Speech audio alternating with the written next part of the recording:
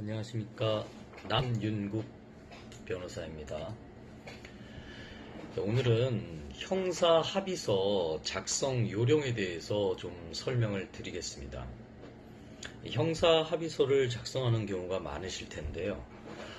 변호사를 통해서 작성하시는 경우는 본인께서 특별히 주의하실 점은 없으시겠죠. 변호사님께서 알아서 잘 해주실 테니까요. 그런데 이제 당사자들끼리 이걸 작성할 때 이런 게 문제가 될 것 같아요. 특히 금액이 좀 작다고 피해 금액이 적을 때 그냥 당사자들끼리 많이 작성을 하실 것 같은데요. 그 중에서도 가장 빈번하게 형사 합의서가 작성되는 게 폭행죄가 있습니다. 폭행죄는 반의사 불벌죄라고 해서요. 당사자의 명시적인 의사에 반해서 처벌할 수가 없어요. 그러니까 경찰에서 수사를 중이었는데 합의를 했다.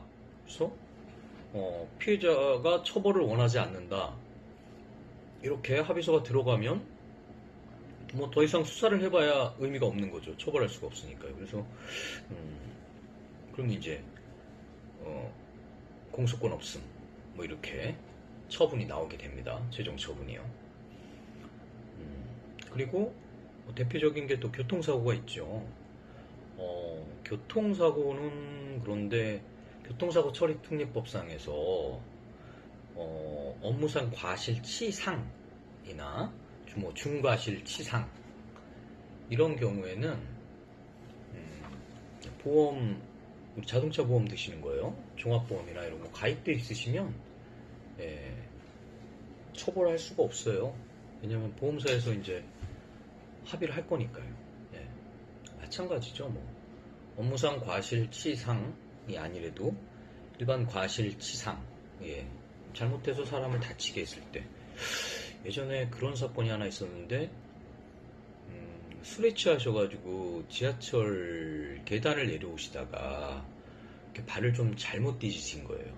그래서 앞에 있는 사람을 약간 밀게 됐어요. 계단에서 내려오시다가. 그래서 앞에 있던 여성분이 이제 발목을 삐끗하시게 된 거예요.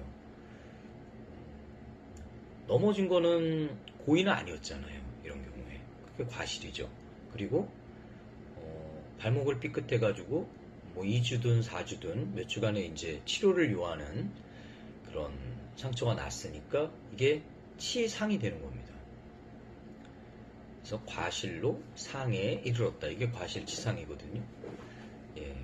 그러면 서로 그냥 바로 합의가 되면 좋은데 금액적인 부분에서 좀 다툼이 있을 수가 있죠. 그렇게 되면은 피해자는 경찰서나 검찰에 고소를 하겠죠.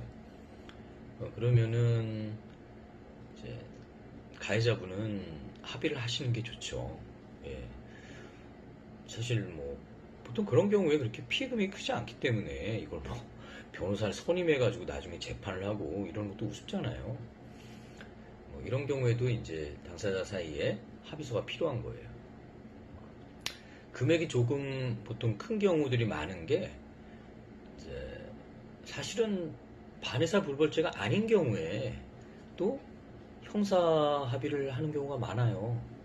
왜냐하면은 어차피 처벌을 하긴 하는데 이제 처벌의 형량을 이제 감경시키기 위해서는 피해를 입으신 분들, 피해자의 의사, 그러니까 피해가 어느 정도 회복이 되었고, 그래서 이렇게 진심으로 뉘우치고 사과도 했고, 그리고 이제 피해자가 처벌을 원치 않는다. 이런 의사 표시가 법원에 제출되면 법원에서 굳이 이 사람을 심하게 처벌해야 될 이유는 없잖아요. 그러니까 그런 경우에 또 이제 합의서를 잘 작성을 하셔야 되는 거예요.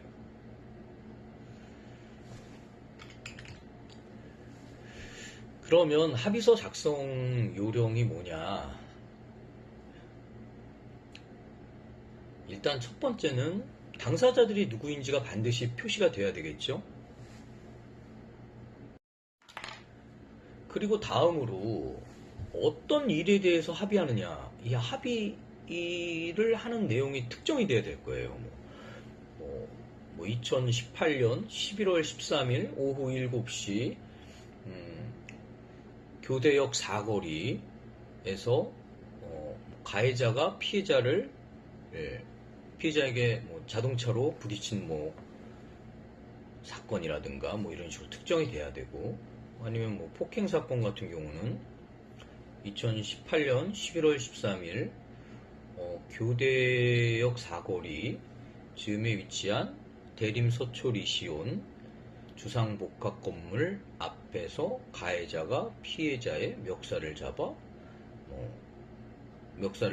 팔을 비틀어 폭행한 사건, 이런 식으로 특정이 돼야 되겠죠. 그리고 이제 합의 내용이 나오는 거예요. 민사상 합의만 했느냐, 형사상 합의만 했느냐, 이럴 수도 있고, 아니면 피해 금액의 일부만 합의한 거, 그럴 수도 있겠죠. 그런데 사실 통상적으로는 합의를 할 때 전체적으로 다 하죠.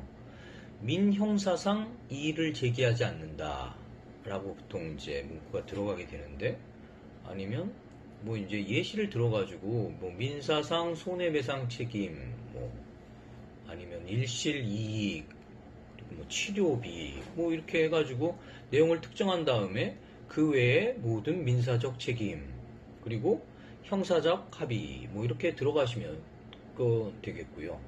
아까 말씀드렸듯이 처벌을 원치 않는다는 의사가 필요한 거, 꼭 반의사 불벌죄가 아니래도요, 어쨌든지 피해자가 법원에다가 이제 처벌을 원치 않는다는 의사를 표시하면 법원에서 이제 양형을 할 때 고려를 하게 되니까 그 내용을 써주면 되겠죠. 그래서 피해자는 위와 같이 금 얼마를 받고 가해자에 대한 처벌을 원치 않는다, 이런 식으로 해가지고 이 합의서 자체가 그냥 처벌 불원의 의사 표시가 되도록 그렇게 하시는 게 가장 좋아요. 만약 그렇게 안 하고요, 나중에 다시 또 처벌 불원의 의사 표시가 있는 또 문서를 또 받으려고 하면요, 일단 돈을 받고 나면은 또 생각이 좀 달라질 수가 있거든요. 피해를 받은 것, 이게 보상을 받았다고 해도 좀 부족해 보이고, 사실 피해 보상이라는 게 그래요.